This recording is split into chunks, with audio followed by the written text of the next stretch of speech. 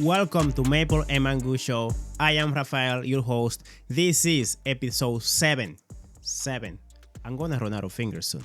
Alright, so on this episode, I am going to be covering overcoming procrastination. Overcoming procrastination. I know that I don't procrastinate at all. We all do.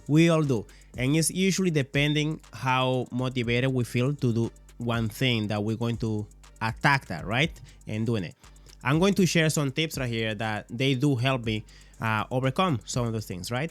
And I'm going to use going to the gym as an example.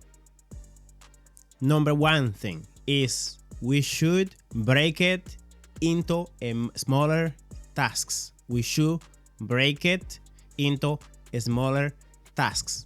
And what does that mean? Automatically, it does not seem overwhelming. Automatically, it doesn't seem overwhelming. And what that means is that if we're thinking of the whole project, if we're thinking of the entire thing that we have to do, it's very easy to get overwhelmed and not even getting started. For instance, if I am going to the gym in the morning, guess what I do? I have my gym bag ready, I have the clothes ready, I have the alarm set up, I even have the machine with the coffee that we pre-made. That's more of pre-planning kind of things. But this also helps procrastination. Why? Because when I wake up in the morning, it's all about putting my clothes on. If I put all my clothes on, the chances that I'm going to take them off and going back into bed are very little. So break it into smaller steps, because once you do the first one, usually you get the ball rolling. Number 2, create clear deadlines. In one of my businesses, people have to get licensed to be able to work in the financial industry. And guess what?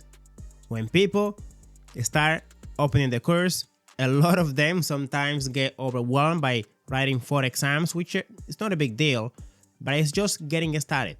And we have stats that show that once people pass the first one, about 75% of them are going to go and write the second exam. And why? It's because we actually get to win the fight against procrastination. So the first step is the first one. And when we set deadlines for these agents, the first exam, you gotta do it by this date. Like 1 week, let's say 2 weeks, automatically that happens. And if we don't have deadlines, there is no urgency. When we set deadlines, there is urgency. Now, imagine if you are in university and you have the choice, you're gonna write your exams when you feel like, when you're ready. Those midterms, you can write them whenever. I think some people will probably be hitting retirement age and they will still be in university, right? So extremely important to have deadlines to achieve goals. And that's also going to create urgency and fight against procrastination. Number 3, remove distractions. Removing distractions is probably one of the best things I can do, because you are removing the sabotage. We have so much sabotage around us all the time. I have my business. I choose to go there. I have a full office at home, but guess what? I choose to go to my office because at home there is so much distractions. And once I am there, what is my task? Well, my task is to talk to my clients, to talk to my team, to send emails, to do the work. Correct? If I am at home, there is so much distraction. You know, my restaurant is always there, aka the kitchen. You know, the couch is always there, TV is always there, my kids are there, my wife is there. So many things will distract me. By not having those things around, I can actually get some work done. Number 4, the 5 minutes rule. If you haven't heard this, the 5 minutes rule tells us that if we say we're going to do these things that I'm not going to do, but I'm going to do just 5 minutes of it, the chances of you overcoming that procrastination and actually going further, continuing the job, is a lot higher than if we didn't do this first 5 minutes at all. It goes back to the example that I gave you about people writing and passing that first exam. They go on to writing the second one. It's all about just doing it, just getting started.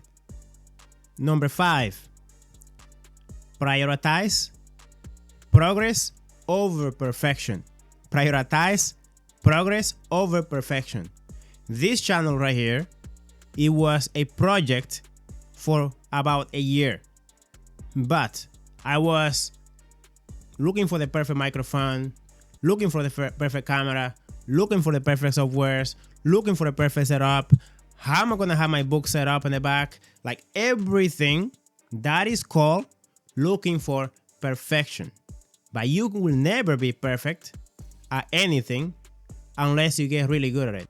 I just believe being better than yesterday, and that's all that matters. Today, I am a better version from yesterday. This channel, for example, the first episode was pretty bad, but the second one was a bit better.